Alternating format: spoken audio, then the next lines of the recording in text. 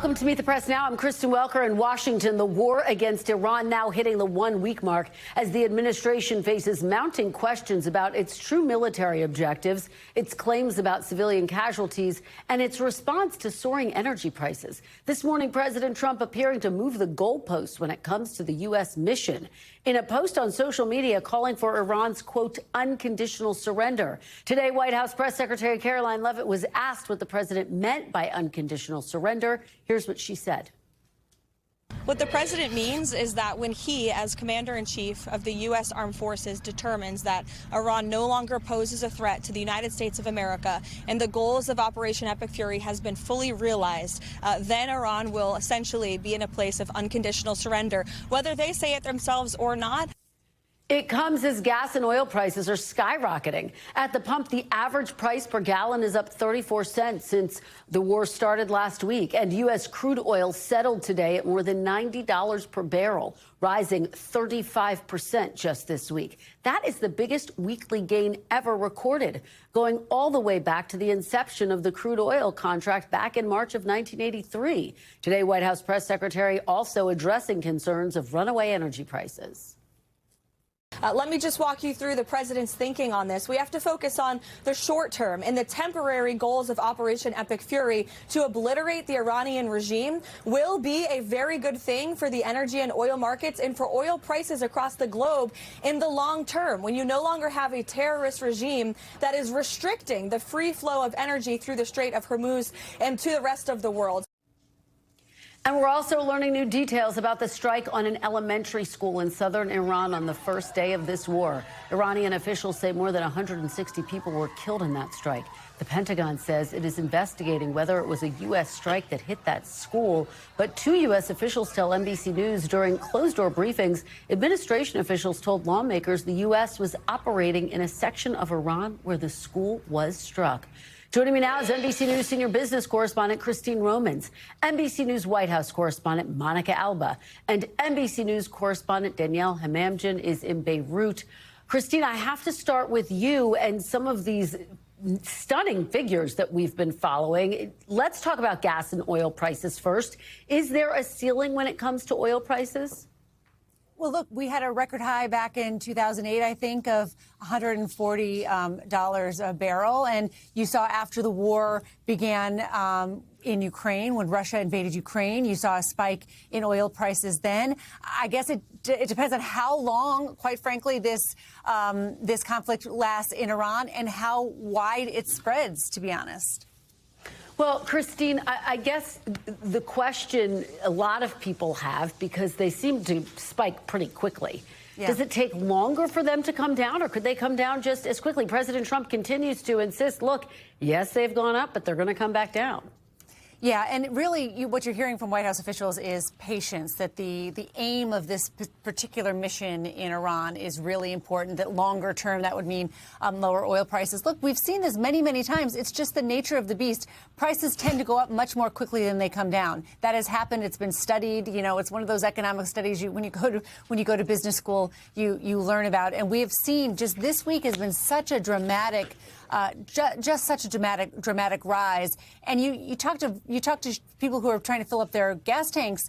It's noticeable right away, especially if you run a small business or you drive your car for your job. So this is something that is front of mind. And I'll also say this has been something that the White House for months has been pointing to as a reason why you should trust Trump economic policies, because inflation was defeated. That's the way the White House put it. And gas was a really good example of that. And now it is reversed. Well, and I keep going back to that fact, Christine. President Trump continued to talk about gas prices. It would almost be one of the first data points he would mention when you talk to him about the economy. Put this into broader context, if you will. We know that affordability is the #1 issue for voters. We're in a midterm election season. How important are gas prices to a presidency? I know that President Biden's chief of staff checked them every single morning. Look, because this is a real feel economic factor for people. You fill up maybe every week, and so it's something you notice. Even if it maybe doesn't affect your family budget, it does affect the psychology of the household. But I will say Bank of America had some fascinating studies or research today where they said that, it had been sticky inflation on food, sticky meaning it was just not getting any better on food that people were really unhappy about. But falling gas prices allowed them to continue spending as a household, right? They would be able to make up the grocery bill by the falling gas prices, and that benefit has just disappeared in a matter of days. And so that will be very closely watched for what it means for consumers. Do they start to pull back on spending, and does it hurt the rest of the economy more broadly?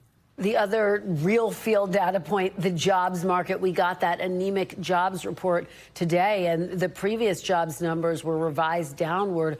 What are the implications of those figures, Christine? Look, it's a dramatic downshift. I mean, you had only 116,000 jobs created last year, because now we've had these new revisions for December. And then you had this weak February. That number right there, that 126, I think that was actually even revised down a little bit, too. No, that one was 126. Yeah, it was exactly 126. So you've got all of these sort of revisions and downshifts, and frankly, it tells you that there's a no hire, no fire job market, maybe slightly more firing in February, and that is a real change from the prior year when you had almost 1.5 million jobs created. A few things here: tariffs, mass deportations, and now a new headwind, which is higher energy costs. Will there be some sort of an energy shock from a war in Iran? TBD. All right. Well, I know you're going to watch it very closely. Christine Romans, thank you for starting us off on this Friday. Welcome. Really appreciate it. Let's head over to Monica Alba at the White House. Take us inside your conversations. Monica, how concerned is the administration about these rising gas prices, and are they scrambling to try to come up with a plan to address them?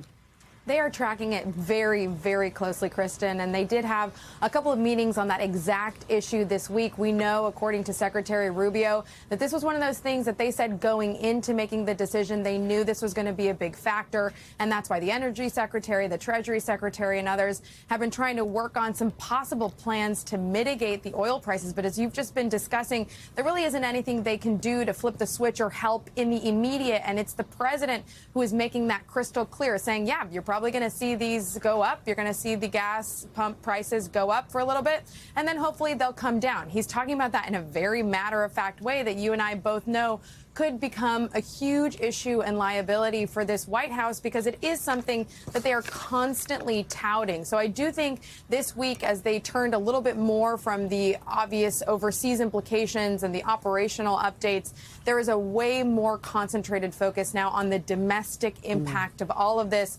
And I do think you have the White House actively discussing additional plans, additional ways in which they could address this, other plans that they could come out and try to tell the American people about, that they are still considering but haven't decided to fully act on yet. Yeah, and Monica, we know that all of this comes as the president has some key meetings coming up with defense executives as well as his Secretary of Defense. Walk us through your understanding of the agenda in those meetings, Mon. Yeah, and the president just actually put out a pretty lengthy readout about the meeting, saying that it was a successful meeting, that these defense contractors, some of the largest defense contractors in the world, have agreed to quadruple their production of the exquisite class weaponry that he is saying and has argued for days the United States has enough of to potentially carry on conflicts like the one in Iran forever. But at the same time, they say, and the White House is trying to argue that this meeting was scheduled weeks ago, they say they need to ramp up that production for potential future other conflicts, or because the stockpile eventually could be depleted enough that there would need to be additional munitions. So the president is announcing that these defense contractors are going to meet again in 2 months. They will return to the White House to provide an update to the president. And according to the White House, they say that there are going to be additional plants that need to be built. And so now you have different cities, he says, that are bidding on the potential contracts for that. So it does seem like this is a moment where the White House is trying to say, well, don't worry, don't panic. We have enough munitions. We have enough weapons. But at the same time, on the other hand, we want more. We always want to be building that up. And so that is a big focus of the administration today and going into the next couple of weeks as this conflict stretches on. Kristen. And Monica, I wonder how much of a focus the messaging of this is. You have different administration officials and Republicans saying different things. Is this a war? Is this not a war? Is it a conflict?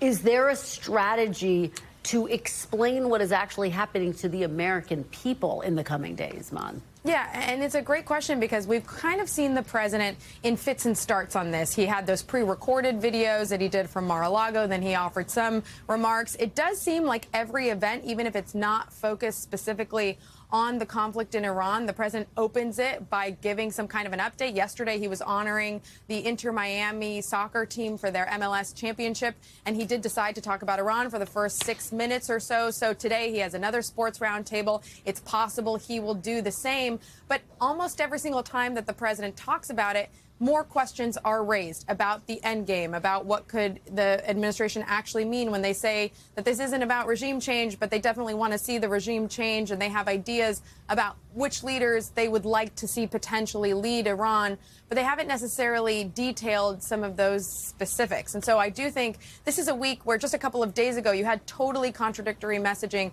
from the Secretary of State to the president, going back and forth in a matter of hours. I think the White House is aware of that, and they are trying to do a little bit more to make the message a bit clearer. But again, every time that the president does take questions on this or talks about this, he is sometimes introducing competing narratives and ideas that then the White House still needs to explain further. And I don't see that changing anytime soon. All right, Monica Alba at the White House. Thank you so much, Monica, for your great reporting. As always, we appreciate it. Danielle, let me turn to you. You're in Beirut, where Israel has launched a wave of attacks. Walk us through the past 24 hours. How have things developed there?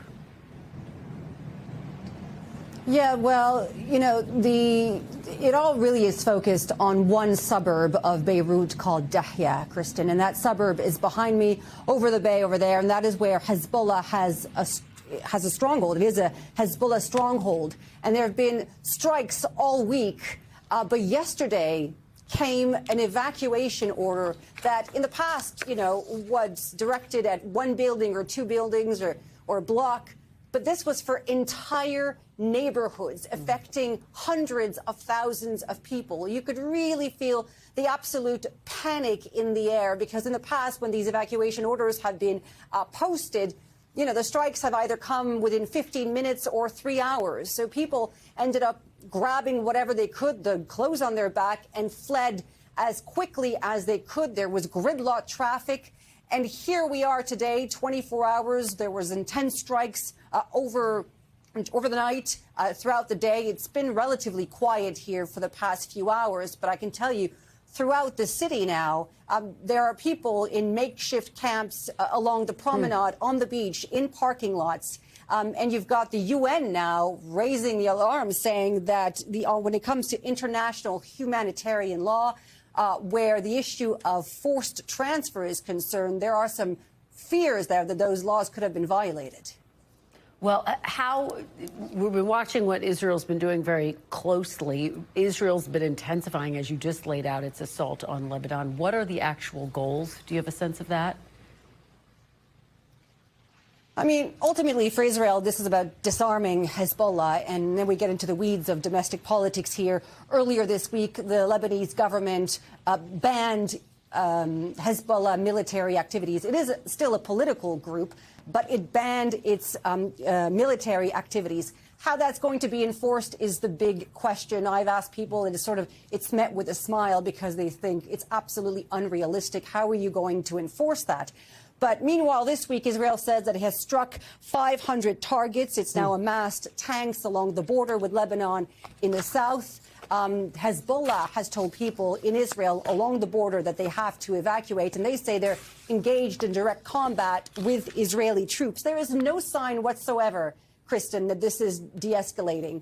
And what officials have said today is that they now have 500,000 people, 500,000 people displaced in a tiny country of 6 million people. That is a big chunk of the population. They are now preparing for stadiums to take in thousands and thousands of refugees. This is a country that is painfully familiar with war, and they fear they've just got dragged into a new one that could last long after, no matter what actually happens in the rest of the Middle East, specifically in Iran, Kristen.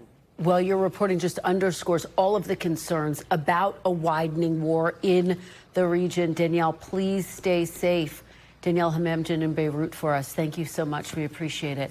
And coming up, what is next for the war in Iran amid a new wave of strikes across the region and new details indicating the U.S. was potentially responsible for a deadly strike on an elementary school in Iran. Plus, extremely disturbing accusations. The Justice Department publishes documents that were missing from the Epstein files, which include allegations from a woman who says she was sexually assaulted by Donald Trump in the 1980s when she was just a teenager. He denies those charges. You're watching Meet the Press now.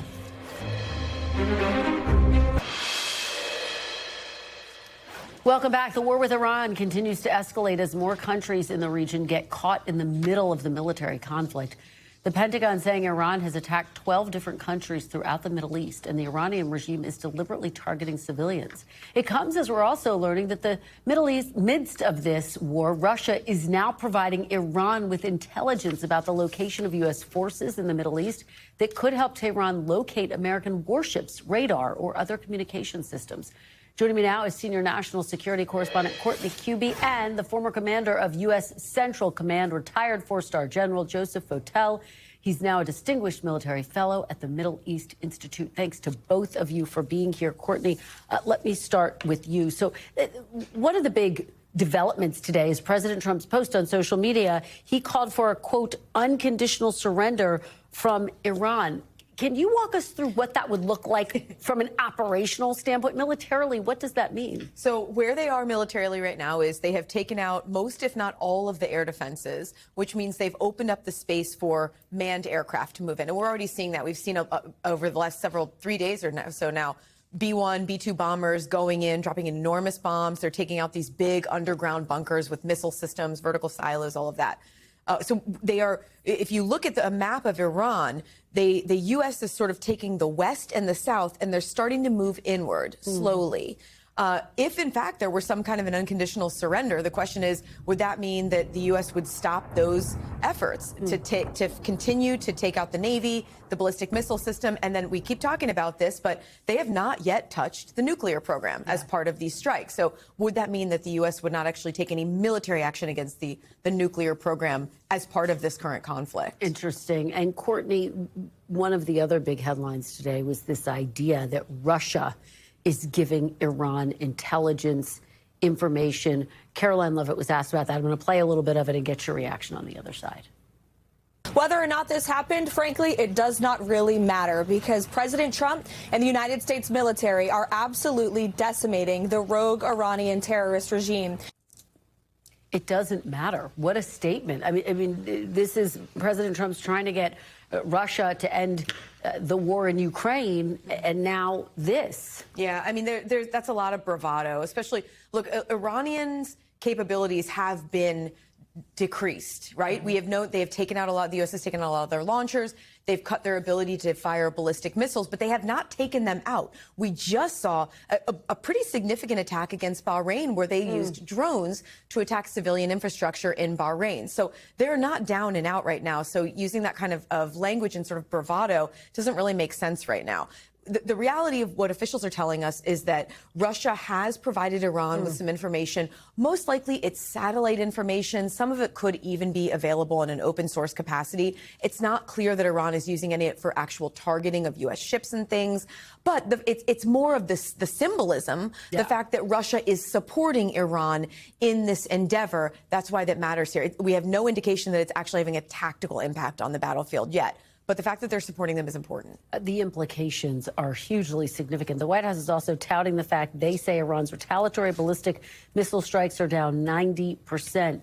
What's the reality check there and the implications of that, Court? Iran they've lost a lot of their capabilities, but they are still not down and out, and they are still attacking areas, other countries in the region. Okay. Courtney Kube, I know you have been going nonstop. Thank you so much for being with us. Really appreciate it. Great to see you. General Votel, thank you for being here. I want to get your take on President Trump posting today that the goal is Iran's unconditional surrender. From a military perspective, do you think that that's a realistic goal?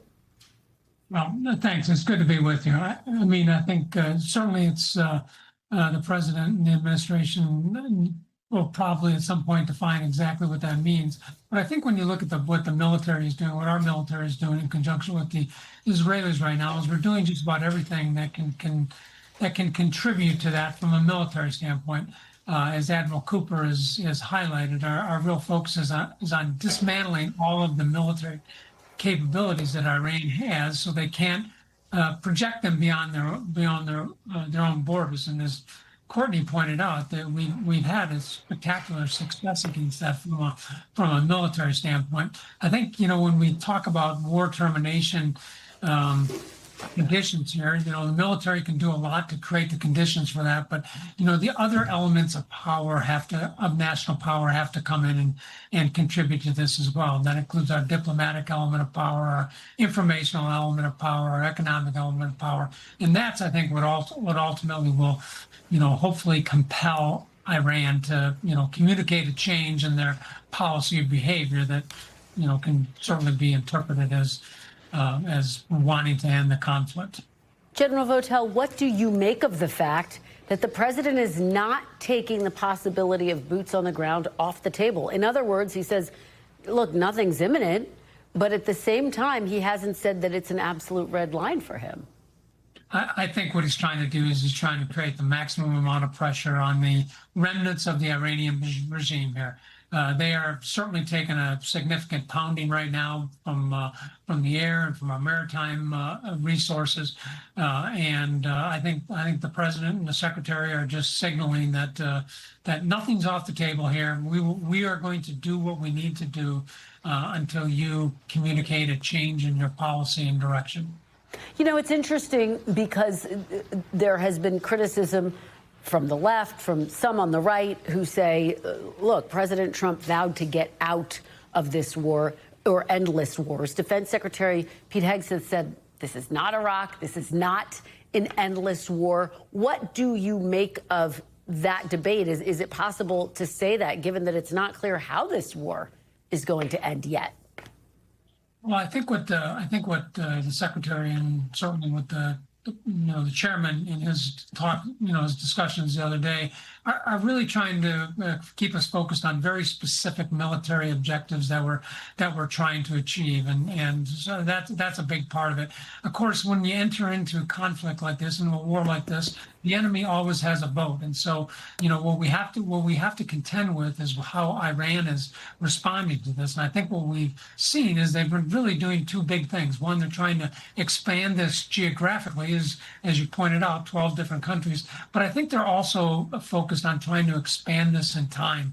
That is, drag this out over as long a period of time. I think they have an appreciation for what time means for us, and protracted conflicts are something we don't want to be engaged in. And so what I think is imperative right now for the U.S. military in conjunction with the Israelis is to continue to really push hard on this and to take away the ability for Iran to respond, to use some of their capabilities for retaliation. I think that's a lot of what we're seeing right now, and by doing that, I think the military can contribute to trying to keep this a conflict that can be ended in a reasonable amount of time to accomplish our objectives. General Votel, what do you make of the velocity of the U.S. military strikes in Iran? They come amid concerns that could diminish the U.S. stockpile that ensures military readiness elsewhere. Yeah, I mean, I think this is always a concern in every military operation I've been involved in. There's certainly been lengthy discussions about our, required supply rates, the controlled supply rates, other things, how we're gonna expend and resupply ourselves. So yeah, I think this is a reasonable concern, and I'm sure that our military, professionals are paying very, very close attention to this to make sure we have the means in theater for Admiral Cooper and his forces to do what they need. And as you point out, I mean, the implications may not necessarily be seen in the Middle East right now, but they will be seen in how the expenditure of this munitions affects our ability to respond or to maintain our readiness or be prepared for other contingencies down the line. So it's important. I mean, this has always been a challenge for us, making sure we have deep magazines, and so I suspect it will going forward. I don't necessarily think it will have an impact, at least in the very short term, the next few days and maybe weeks of the campaign. But certainly for a prolonged conflict, it could be a problem. I do want to get your reaction finally to this strike on a school in Iran. Iranian officials say it killed more than 160 people. The Defense Department says it is investigating the incident. Apparently behind closed doors, administration officials did tell lawmakers the U.S. was operating in that area. Walk us through how the Pentagon identifies potential targets and the implications of this. Well, certainly. I mean, these are the really unfortunate aspects of conflicts like this.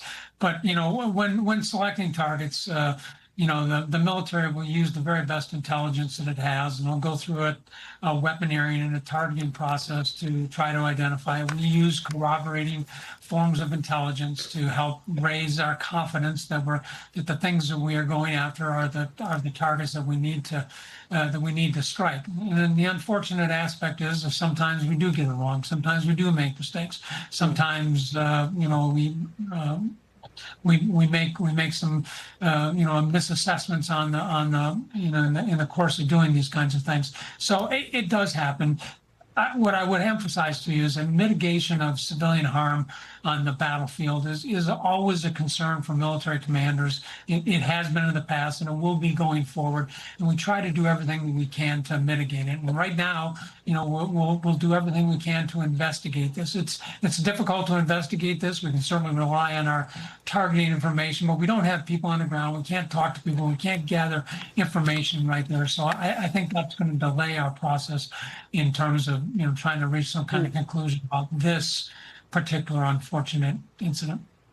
All right, General Votel, thank you so much for joining us, for your expertise today. We really appreciate it.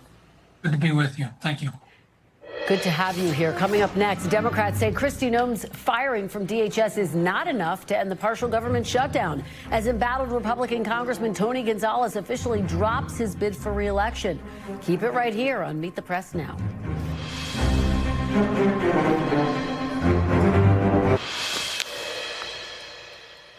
Welcome back. Turning now to a major development in the Epstein files. The Justice Department has now published previously unreleased documents that contain disturbing allegations from a woman who says she was sexually assaulted by President Trump in the early 1980s when she was between the ages of 13 and 15.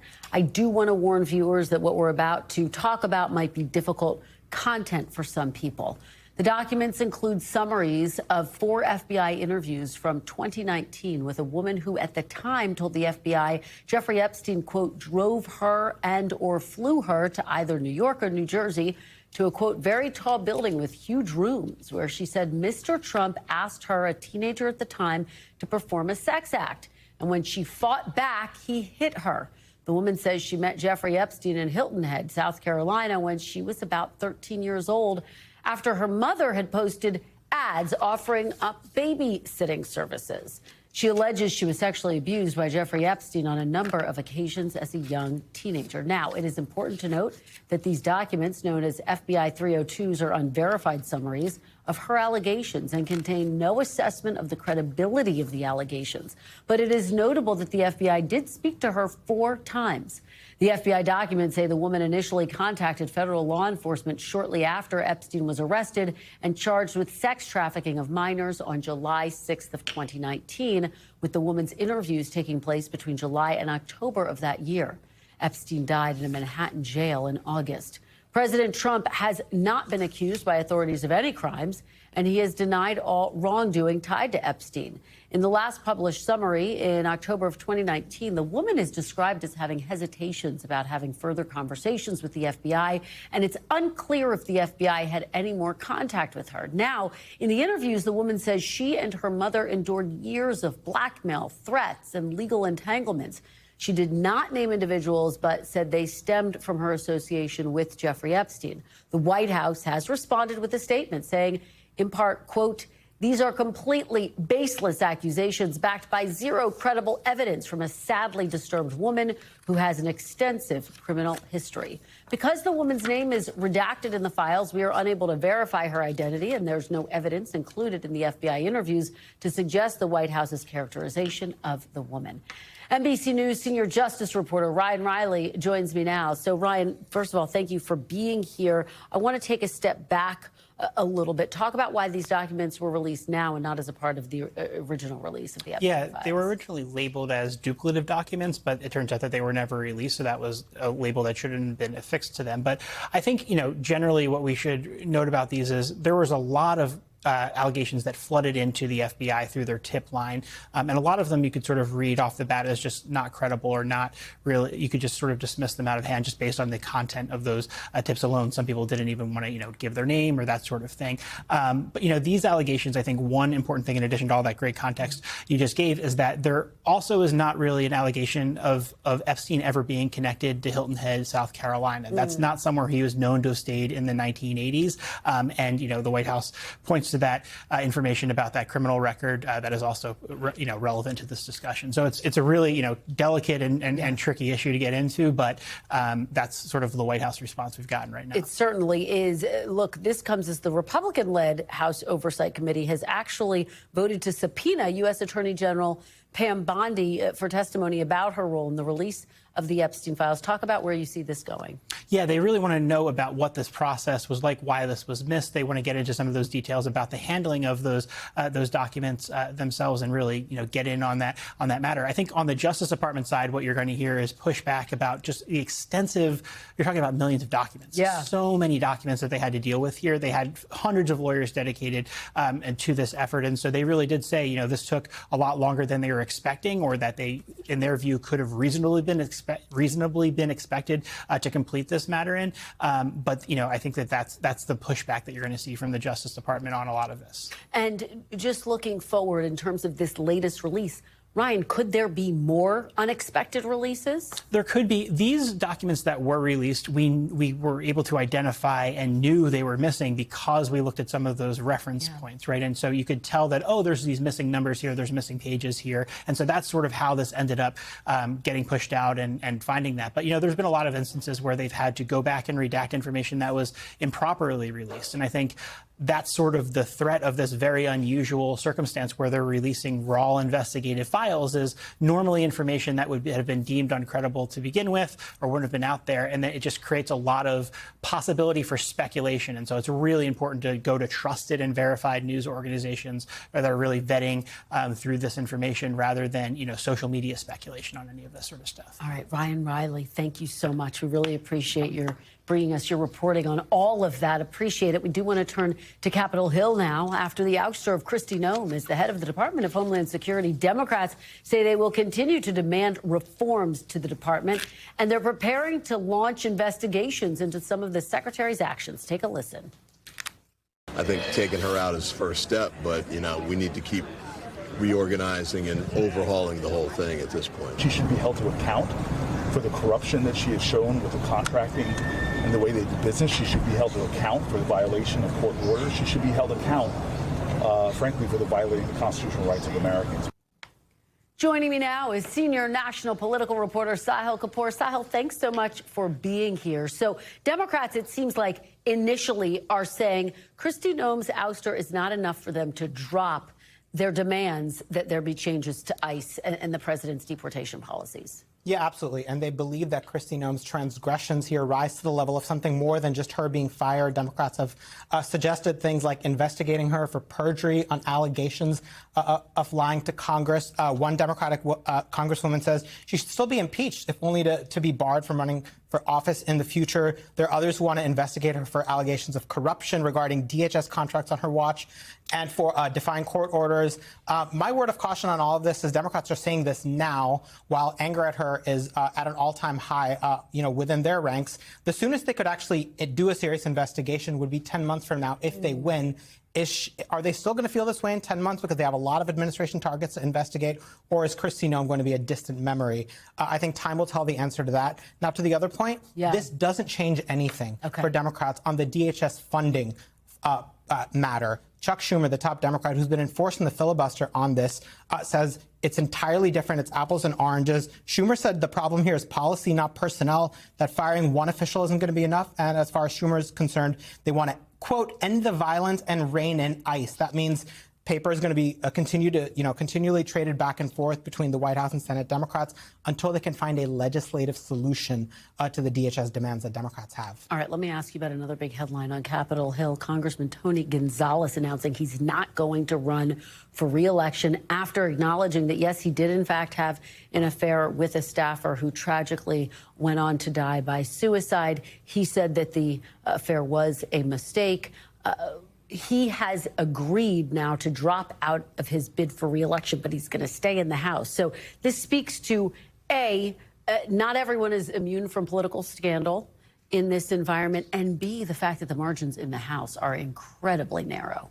Absolutely, Kristen. So this is the crucial point that you just mentioned. He's dropping his re-election bid. He was forced into a runoff with another Congressman, Brandon Herrera, who is now going to be the de facto Republican nominee since Tony Gonzalez is dropping out. But he's going to remain a congressman, he says, for the next 10 months. And House Republican leadership had pressured him to drop his re-election bid. They did not pressure him to resign. They want that vote. The House majority is a wafer thin, 218 to 214 right now. They believe he's not fit to run for re-election, but they are not taking issue with him being a voting member of Congress for another 10 months. And of course, the Ethics Committee is investigating him as well. He has got a lot on his plate. All right, well, we'll watch it all unfold. Sahil, thank you so much. Really appreciate it. Still to come, former presidents, business executives, religious leaders, and many more all descended on Chicago for the funeral of Jesse Jackson. A look at today's tributes remembering the civil rights icon. That's coming up after the break. You're watching Meet the Press now.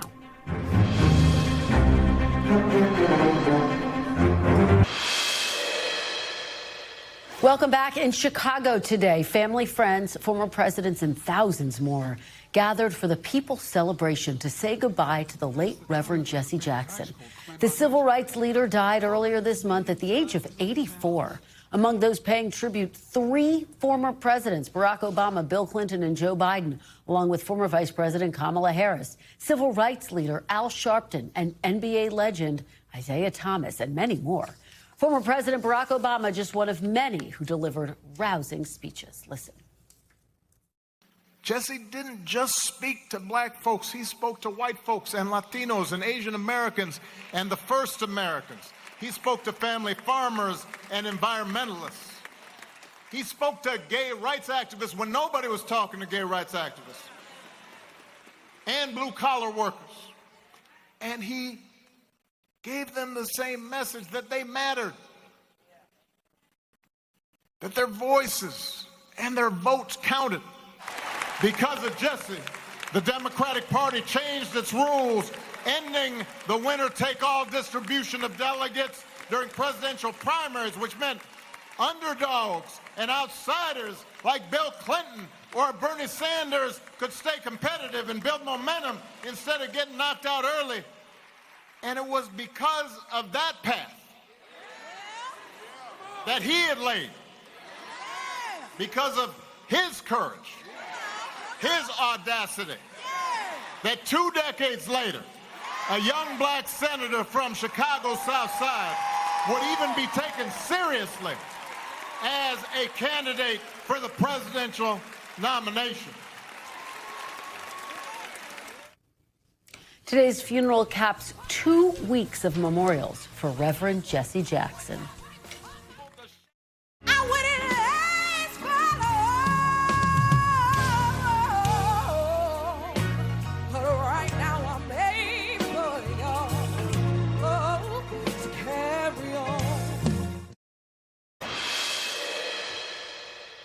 Welcome back. As we noted earlier, U.S. crude oil prices just settled at more than $90 a barrel, a 35% increase for the week.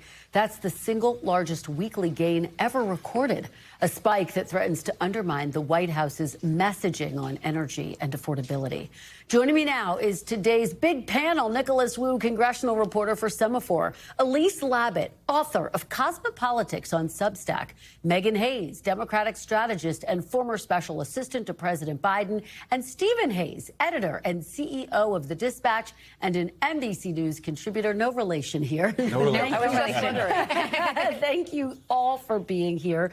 Elise, let me start with you. Lay out the stakes of this moment. Here we are, more than a week into this war with Iran, and oil prices are spiking. The president says, okay, they're up, but they're going to come back down. What are the stakes of this moment? Well, I mean, the stakes are enormous, not just for the U.S., but really for the region and for the global economy. I mean, when we see these oil prices, originally when the war started, you know, they were kind of lukewarm about the oil markets. But now you see, and people are saying that this could drag on for several weeks. The Strait of Hormuz is effectively closed.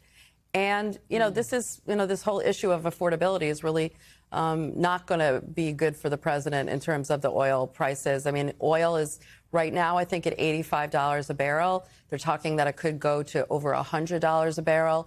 And when you look at what Iran's retaliation is across the entire region, these are oil producing states.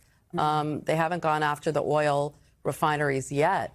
But the longer this drags on, unless you really destroy Iran's missile capability and the missile launchers, it could really do a lot of damage. And oil prices could be, you know, I saw one analyst say, like, crazy bad. Yeah. Well, I'm glad you bring up the issue of affordability, because that, quite frankly, is the number. We're in a midterm election season. Nicholas, let me play you what Caroline Levitt had to say. I'm going to get your reaction on the other side. Take a look. We have to focus on the short term and the temporary goals of Operation Epic Fury to obliterate the Iranian regime will be a very good thing for the energy and oil markets and for oil prices across the globe in the long term, when you no longer have a terrorist regime that is restricting the free flow of energy through the Strait of Hormuz and to the rest of the world. We should note we did play that a little bit earlier on in the show, Nicholas, but talk about the messaging that is coming out of the White House on this. The White House is trying to say that, you know, this is, you know, a limited operation. They'll wrap it up soon. We've gotten kind of a conflicting timetable from the president on what he expects for this, and you know, even what the goals of the overall military operation are. And congressional Republicans I've talked to have expressed some concerns that the longer this goes on, the more this could overtake their domestic messaging. And we're in a midterm year. Republican leaders are already talking about trying to do another mega bill. But, you know, this is something that could very much distract from that. Stephen, what about that argument that this could potentially distract from the messaging of affordability, distract from the economic message that the White House and, quite frankly, Republicans want the White House to be focused on? Yeah, I mean, one of the strongest, as Elise pointed out, one of the strongest arguments the president had on the affordability question, one of the places he could point was gas prices. Yeah. Right. And gas prices have, I mean, first of all, we see it every time we fill up, and they have a disproportionate sort of downstream effect on other parts of the economy. So the president was in a position for a while where he was able to say, look, the gas prices are lower. Yes, beef might be up. There might be groceries might be a little bit higher or the same. I have not brought down prices the way that I thought, but gas is low. He always pointed to gas. It would always be like pointed the to first gas. thing out of his mouth when he talked about the economy. Every time he did that. And then I think if you look at every war game that's ever been done on Iran expected a short-term price spike. So we shouldn't be surprised at what we're seeing now. Sure. I think the real question is, what can the president, what can the White House do to leverage reducing prices from other suppliers? We've seen them take a step, I think a controversial one, given the news that Russia is helping Iran targeting, which you talked about with Courtney earlier, to lift sanctions on India so that they can buy more oil from Russia. That's a boon to Russia. I mean, that is helpful to Russia in a way that I think is problematic for the United States. Megan, how do you see Democrats messaging on this again in this midterm election year? You do have the Supreme Leader that was taken out, the argument that without the Supreme Leader in charge, yes, there is a leadership vacuum right now, but does that make the world safer? Should Democrats be focused on this war, or should they stay laser focused on the affordability issue? They should stay laser focused on domestic issues. People in America do not care what's going on abroad. If they cannot afford groceries, they cannot afford gas. You're heading into spring break. You're heading into summer where people want to take road trips with their families. They're not going to be able to do that. So the cost of gas is going to spike. As you just noticed, it's going up 35%, I think the intro said. They'll feel that immediately. When the gas starts to come down, they won't feel that immediately. It doesn't work that way. And like you said, other things are going to be impacted. So goods coming across now are going to be on top of tariffs are going to cost more because fuel is going to cost more, jet fuel is going to cost more. So this is going to show an immediate impact. Democrats would be smart to say laser focus on the economy and affordability all through the midterms. Elise, this comes as the president posted today about an unconditional surrender, that those are the only terms under which he would accept a deal with Iran. Is that even realistic? And what does it suggest about what the length of this conflict could be? Well, it just shows a fundamental lack of understanding about Iran.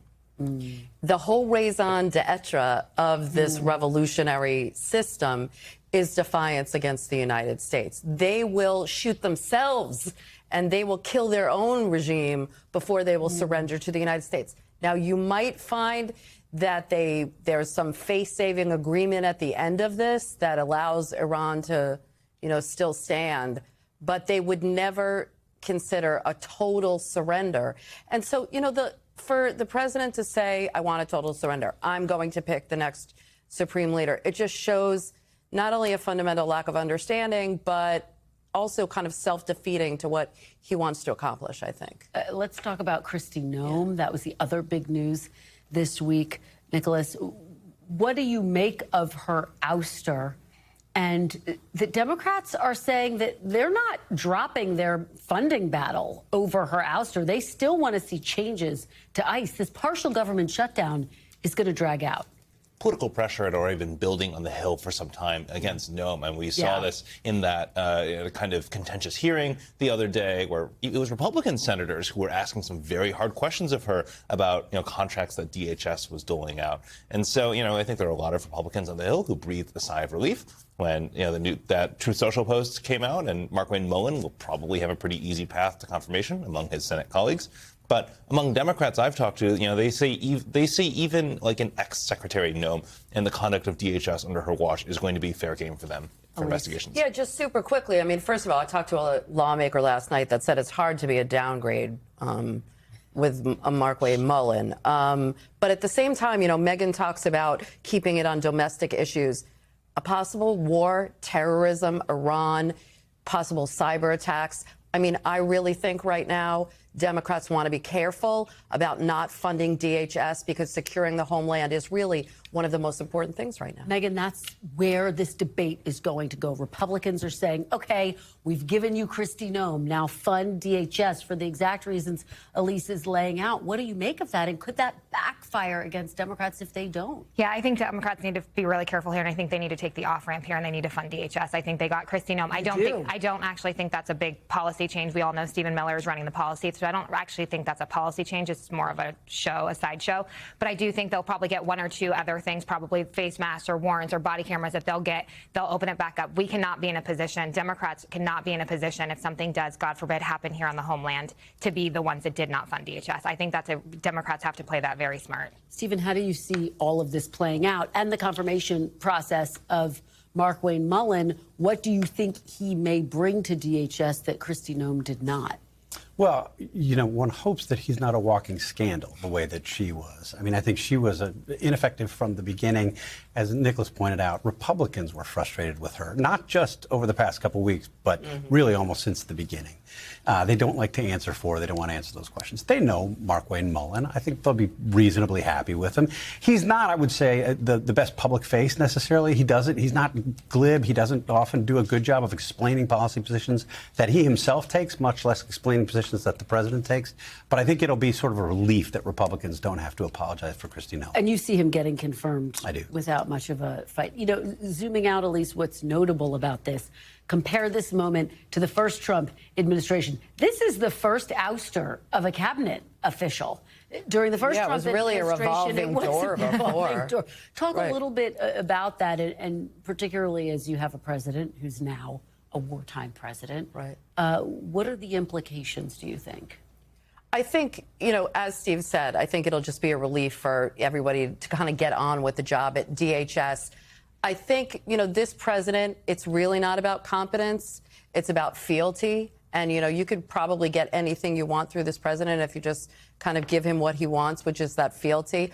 I mean, look, this is a wartime. I don't think Pete Hegseth is the most, he doesn't have, I would say Marco Rubio is a serious person. Pete Hegseth, not so much in this moment when you see what's happening with these videos and the way he's talking about the war and the kind of lack of seriousness. I mean, you know, what we've said is there's nothing more serious than sending your troops and a country at war. And I think, you know, a little bit more leveling with the U.S. people and a little bit more seriousness of this moment, I think, is called for, not just on the economics, but on the risks and the consequences and how long it could go on. Nicholas, we only have about 10 or 20 seconds left. Does the president need to be communicating even more with the American people right now, both on the war and the economy? One thing that I'll be watching for is his remarks over the weekend. He'll be there for the dignified transfer. And then on Monday, he'll be addressing House Republicans. And this will be an opportunity for him to address his aims both to the American people and to his congressional allies. All right. Thanks, guys. Great conversation. Elise, Nicholas, Megan, and Stephen, thank you all. We'll be back Monday with more Meet the Press Now. And if it's Sunday, it's Meet the Press on your local NBC News stations. I'll have interviews with House Minority Leader Hakeem Jeffries and UN Ambassador Mike Walls. Plus, Steve Kornacki's at the big board breaking down a brand new NBC News poll after the first major primaries of the 2026 midterms. There's more ahead on NBC News Now. We thank you for watching, and remember, stay updated on breaking news and top stories on the NBC News app or watch live on our YouTube channel.